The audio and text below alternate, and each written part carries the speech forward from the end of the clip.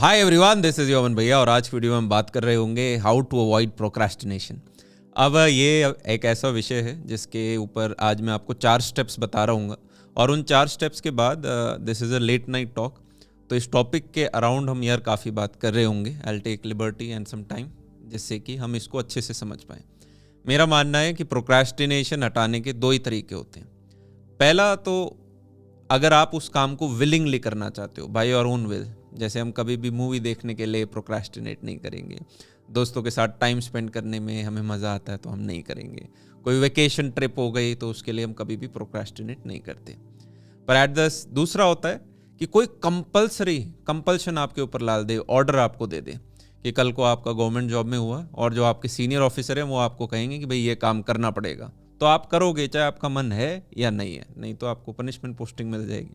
आपके प्रोफेसर हैं, वो आपको अगर काम बोल दिया कि ये करो नहीं तो फेल कर दूंगा, तो करना पड़ेगा, अटेंडेंस के लिए आपको कॉलेज आना पड़ेगा।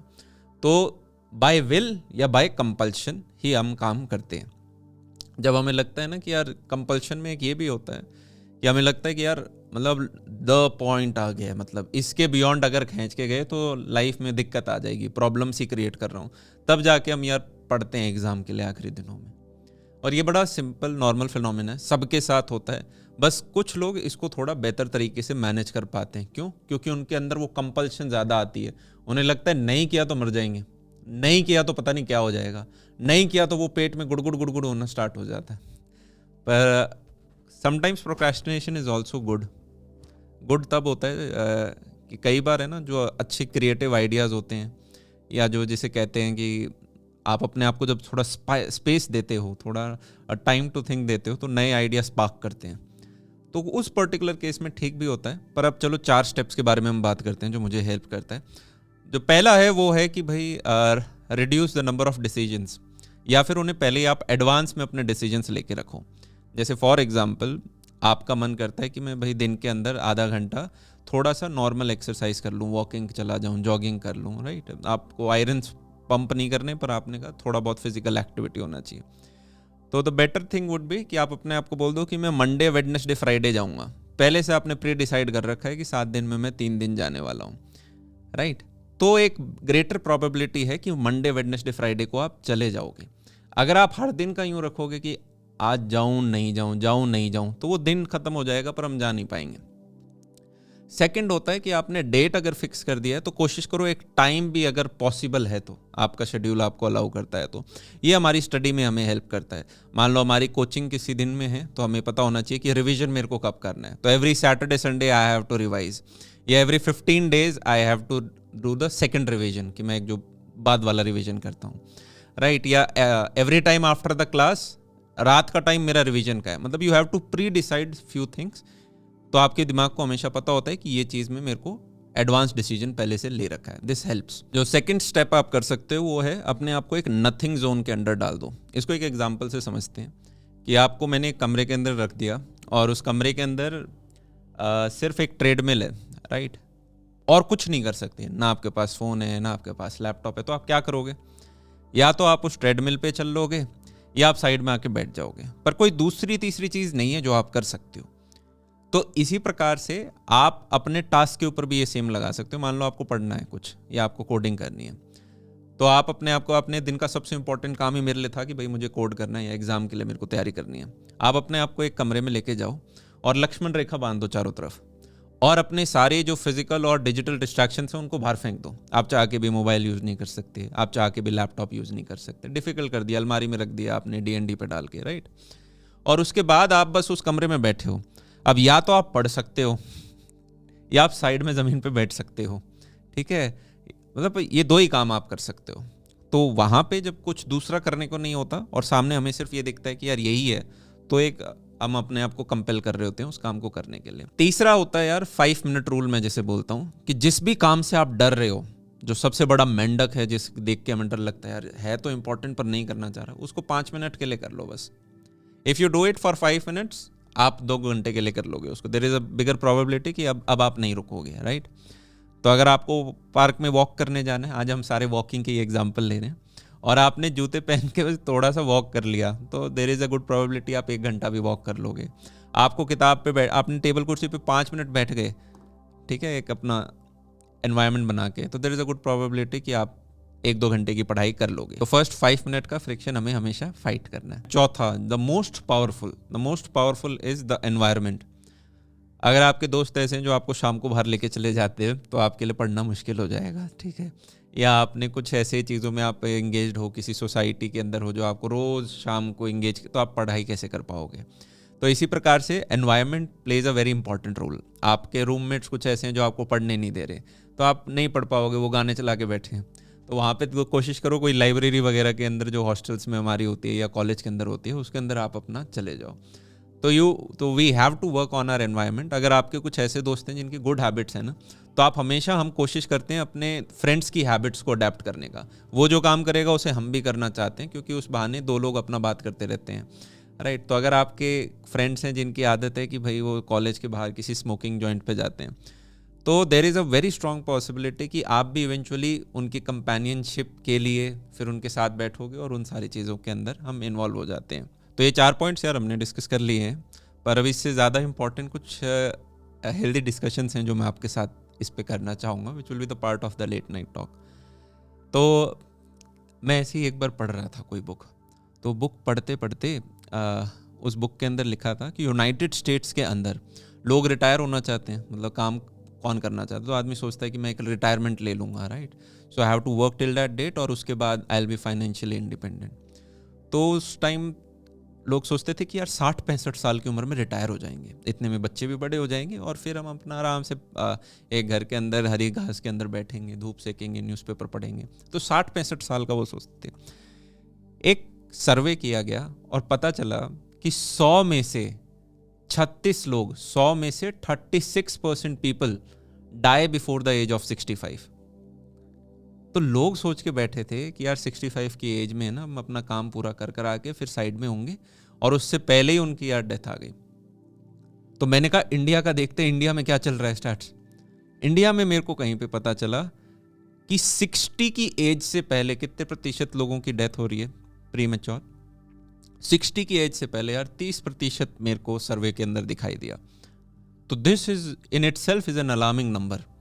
आदमी सोचता है कि यार मैं 50 तक ऐसे करूँगा, फिर 50 के बाद फिर मैं बाद में इंजॉय करने जाऊँगा 60 की उम्र में, 70 की उम्र में। पता चला तब तक हम बचे ही नहीं, राइट। एवरेज एज क्या है अभी इंडियन की? इंडियंस की एवरेज जो एज जहाँ तक हम जिंदा रहेंगे वो अभी 70 चल रही है। तो आप अपने आप में देख सकते हो कि यार 20 साल तो हम निकाल चुके हैं, 20 अपने जा चुके हैं, 50 के करीबन अपने बचे हुए हैं। और ये जो 50 साल भी बचे हुए हैं, आप प्रोक्रेस्टिनेशन की बात कर रहे हो कि हम थोड़ा डीले कर देते हैं, सारा समय है ही नहीं हमारे पास डीले करने का। इसको ऐसे समझो, ये 50 साल भी जो बचे हुए हैं इसमें हर दिन 24 घंटे का है, और हमें पता है कि ऑन एवरेज आप 8 घंटे रेस्ट कर लोगे। 8 घंटे सोने का टाइम आप मानो, करीबन 10 घंटे आपका वर्किंग टाइम होगा। अब में हम 10 घंटे वर्किंग टाइम हो गया, कितने घंटे बचे? सिर्फ 6 घंटे बचे आपके लिए, अपने लिए, जिसमें आप खाओगे, पियोगे, नहाओगे, तैयार होगे, सारे काम वो भी आपको करने हैं। अब ये 6 घंटे कितना टाइम होता है पूरे दिन का? 25% of the time is left for your self, right. अब 50 साल जो थे इसका भी 25% कर लो, क्योंकि वो 6 घंटे के हिसाब से, तो करीबन 12.5 साल आपके पास बचे हैं स्टैटिस्टिकली अगर बात करें तो, जहाँ पे आपका लाइफ पार्टनर भी आपको मिल जाएगा, ठीक है, आपके हैप्पी मोमेंट्स भी उसके अंदर होंगे, और आपके डाउन्स, और आपके फैमिली के साथ, आपके बच्चों के साथ, है ना, जो भी आपको सब करना है वो 12.5 साल के अंदर है। तो we don't have much time to procrastinate. और अब मैं एक सेकंड आपको यहाँ पे और बताता हूँ। Scientifically it has been observed कि, या फिर छोड़ो साइंस को यार, आप अपने खुद के उसके ऊपर लगाना। अगर आप स्कूल कॉलेज स्टूडेंट हो, फ्रेशर हो, तो थोड़ा शायद इसको रिलेट करना मुश्किल होगा, बट फिर भी मैं एक एग्जांपल देने की कोशिश करता हूँ। ये स्पेशली उन लोगों के साथ ज़्यादा होता है जो अपने 30s के अंदर आ जाते हैं। जब भी लाइफ में आपका एक पैटर्न बनना स्टार्ट हो जाएगा ना, कि आप सुबह स्कूल जा रहे हो, दोपहर को स्कूल से वापस आ रहे हो, फिर शाम को होमवर्क कर रहे हो, सो रहे हो, या कल को जब जॉब करोगे तो जॉब गए, जॉब से वापस आए, या जो भी आप बिजनेस कर रहे हो, अपने सुबह गए, फिर अपने दुकान से वापस आ गए आप शाम को, उसके बाद आपको शाम का टाइम पता है, रात को मैं डिनर विनर करता हूँ, टीवी देखता हूँ, फिर सो जाता हूँ। और ये आपका जैसे ही एक पैटर्न बनना स्टार्ट हो जाता है तो टाइम फ्लाइज, लोगों को पता नहीं चलता समय कितनी तेज जाता है। हमें, अगर आपको अपना समय स्लो करना है, you have to bring experiences. आप हमेशा याद रखना, हमें अपना खाना याद नहीं रहता 3 दिन पहले क्या खाया था, पर डिनर तो हम कर ही रहे थे, 15-20 मिनट तो हमने लगाए थे, पर हमें याद नहीं। बट हमें हमेशा याद रहेगा कि आपने लास्ट वेकेशन कहाँ पे करके आए थे, इनफैक्ट वो कितने दिन की वेकेशन थी, उस वेकेशन पे आपने क्या क्या किया था, वो आपको याद रहेगा। तो एकदम से वो समय हमें बड़ा समय लगने लग जाता है। जब हमारे 11-12 का टाइम होता है, जब हम जबरदस्त मेहनत कर रहे होते हैं अपनी लाइफ की सबसे ज्यादा पढ़ाई के हिसाब से, वो टाइम हमें हमेशा याद रहेगा। आप कभी पीछे मुड़ के भी देखोगे, आपको पेन तो याद नहीं रहेगा कि यार बड़ा संघर्ष, पर आपको याद रहेगा यार हाँ यार ये इतनी मोटी मोटी किताबें हम नहीं पढ़ी थी, RD शर्मा थी, ये NCERT थी, ये कोचिंग का मटेरियल था।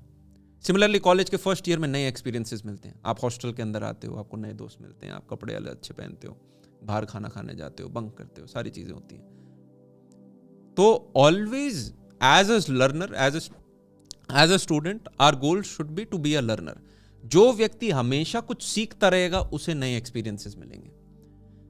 जिसने मान लो कॉलेज के बाद पढ़ना छोड़ दिया, स्कूल के बाद इतना कुछ अपने ऊपर, कॉलेज के बाद आप नहीं एफर्ट डाल रहे, वो व्यक्ति के लिए एक पैटर्न बन जाता है, right. Learning is not only academic learning, learning is also by experiences. I always say don't only be rich but be also be rich in experiences. तो आपको यूं लगेगा यार इस साल मैंने क्या क्या नया करा। एज अ स्टूडेंट आपका होना चाहिए कि चलो मैंने इंटर्नशिप कर ली, मैंने प्लेसमेंट कर ली, मैंने ये DSA सीख लिया, मैंने WebD सीख ली, मैंने GP अच्छी कर ली, ये आपके सारे हो गए। फिर एक पॉइंट के बाद इस साल मैंने क्या किया, मैंने ये 4 चीजें नहीं करी, मेरे साथ इस साल ये 5 चीजें नहीं हुई, और उनको आप लिख पाओ और वो आपके लिए ब्रैगवर्दी होनी चाहिए। तो हम अपनी लाइफ को अच्छे से जी पा रहे हैं, तो हम प्रोक्रेस्टिनेशन को असली में हटा पा रहे हैं। कई बार हम सोचते हैं कि यार एक टाइम आएगा तब इंजॉय कर लेंगे, वो टाइम कई बार नहीं आता। इसका मतलब ये नहीं है कि आप इंजॉय में लग जाओ, इसका मतलब ये है, जो मैंने एक यहां पे हैक और निकालने की कोशिश करूंगा मैं, कि यार सिर्फ 6 घंटे ही अगर हम पूरे 24 घंटे में से अपने आप को अपना टाइम मान रहे हैं, तब तो 25% समय तो यार मतलब बहुत ही कम हुआ।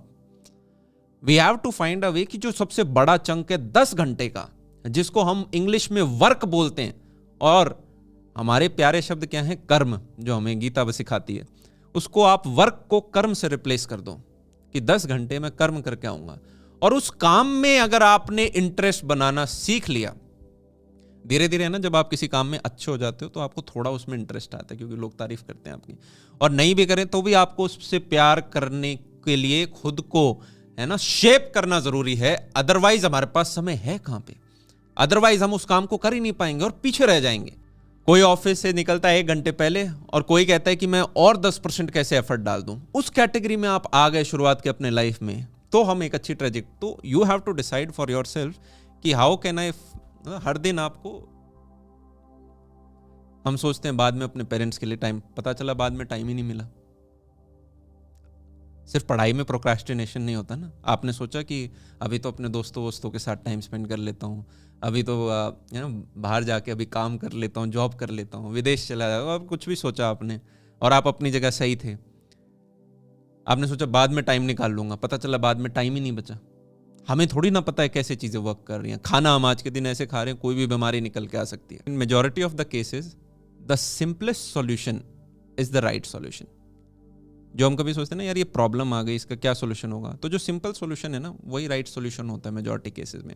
IIT कैसे क्लियर करें, बड़ा सिंपल है, कोचिंग के अंदर आप जो भी जा रहे हो उसका सारा स्टडी मटेरियल घोट के पी जाओ, 4-5 बार रिवाइज कर देना और टेस्ट सीरीज आप दे देना, आपका हो जाएगा।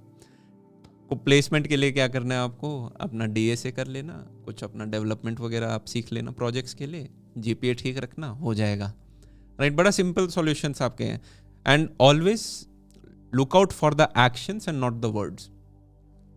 आपको किसी की भी व्यक्ति से कुछ सीखना है तो हमेशा उनके एक्शंस को आप ऑब्जर्व करो, ना कि वर्ड्स को। क्या चीज समझ में आई? Because we live in a society, you have to understand as an individual.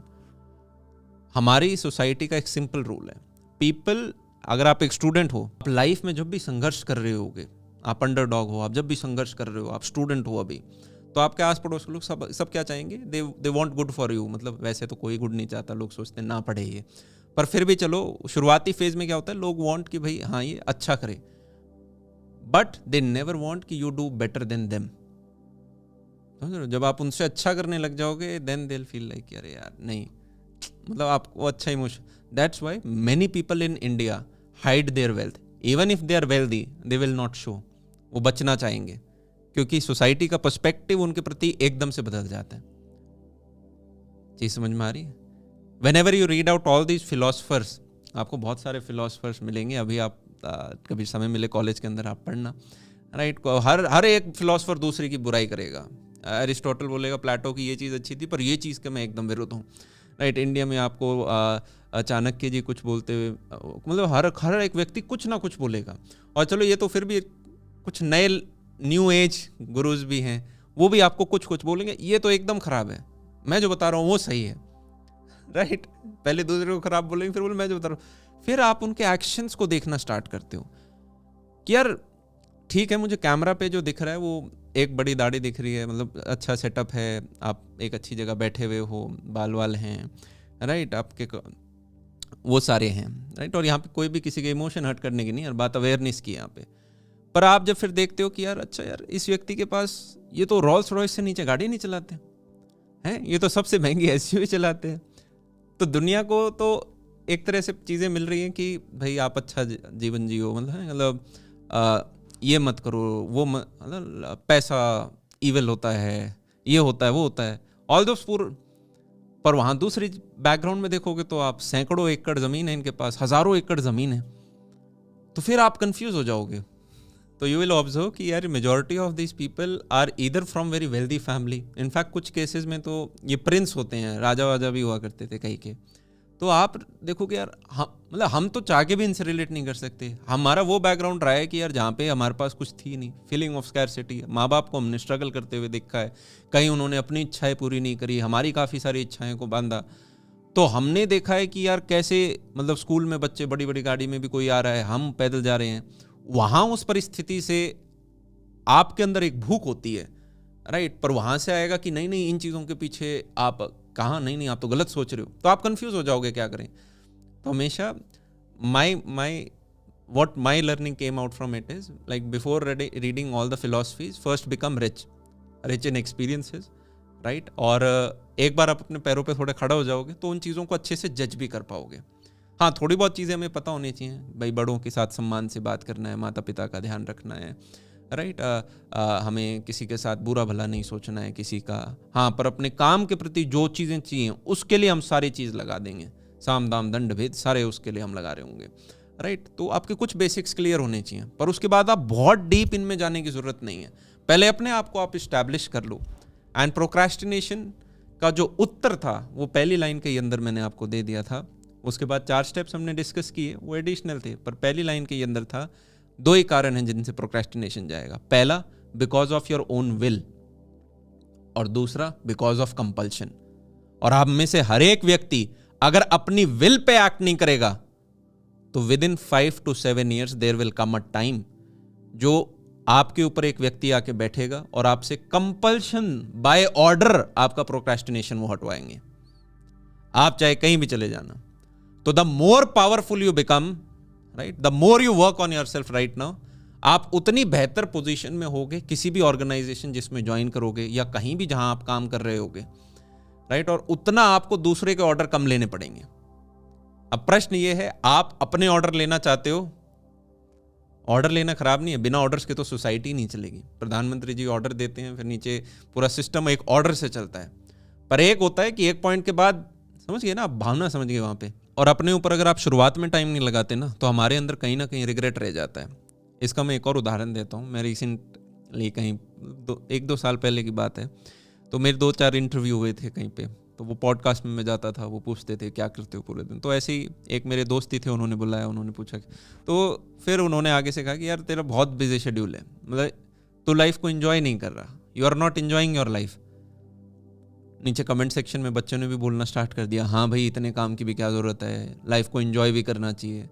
और मैं एक उसके अंदर आ गया, कहीं यार मैं लाइफ को एंजॉय तो नहीं कर रहा, कहीं अर्ली 20s में एंजॉय तो नहीं करना होता क्या है कि आप इंस्टाग्राम के ऊपर होते हो या व्हाट्सएप के ऊपर होते हो और आपका एक 200-300 स्कूल कॉलेज दोस्तों का एक ग्रुप होता है, और हर फ्राइडे सैटरडे संडे जब स्पेशली जॉब लग जाती है, लोग है ना बाहर जाएंगे और उन 300 में से 10 लोग भी अपनी फोटो खींच के देखो आज हम बाहर घूमने आए और वो अपने स्टेटस में डाल देते हैं, तो बचे हुए 290 लोग सोचते हैं ओहो भाई हम तो पीछे रह गए, ये तो लोग सारे के सारे बाहर घूमने गए हुए, हम तो यार एंजॉय नहीं कर पा रहे। तो वो एक सीए थे, उनके साथ में बैठा था, तो वो बता रहे थे कि यार अमन काफ़ी लोग हैं जो 30s के अंदर आके रियलाइज़ करते हैं कि लाइफ एकदम से हार्ड हो गई है। 30s के अंदर उन्हें लगता है कि जब एकदम से जिम्मेवारी बढ़ जाती है, शादी वगैरह हो जाती है, बच्चे स्कूल जा रहे होते हैं, हेल्थ का आपको ध्यान रखना है, एजुकेशन का आपको ध्यान रखना है, आपके खुद के जो पेरेंट्स हैं उनकी एज हो रही है तो उनके हेल्थ एक्सपेंसेस और बढ़ गए हैं, और फिर उन्हें एकदम से लगता है कि यार महंगाई बढ़ गई है। ऑल्दो वो महंगाई सबके लिए सेम ही रही होती है, पर उनको लगता है उनके लिए ज़्यादा बढ़ गई है, या सिचुएशंस हार्ड हो गई हैं। कैसे? क्योंकि भाई शुरुआत के 20s के अंदर जब समय था उस टाइम थोड़ा मस्ती वस्ती में टाइम ज़्यादा लगा दिया, या जो पैसा कमाया उसको इन अच्छी जगह लगाने की जगह खराब जगह लगा दिया, ठीक है, दूसरों को दिखाने वाली चीज़ों में लगा दिया, तो योलो वहाँ पे एक्टिवेट हो गया, राइट? कि जहाँ पे हमें देखना था कैसे मैं अपना आपको how I can make more money, how I can grow faster, how I can race के अंदर आगे और बढ़ पाए, वहाँ पे वो दूसरी चीज़ों के अंदर कि यार चीज़ें। तो स्कूल के अंदर हमने अपने आगे कॉलेज के लिए, कॉलेज के अंदर हम जॉब के लिए, जॉब के अंदर हम आगे करते हैं कि भाई हमारे अच्छे प्रमोशन हों, और 20s में जो व्यक्ति काम करता है वो अपने 30s प्रोटेक्ट करता है। आज जो हम अपनी फिटनेस के ऊपर काम करते हैं, वर्क करते हैं, वो हम अपने 20s या 30s को सुधारने के लिए थोड़ा ना कर रहे हैं, वो हम अपने 50s और 60s को सुधारने के लिए कर रहे होते हैं, राइट? तो we have to be honest with ourselves. तो इसी के साथ लग जाओ अपने काम के साथ, तब तक के लिए love you all, take care and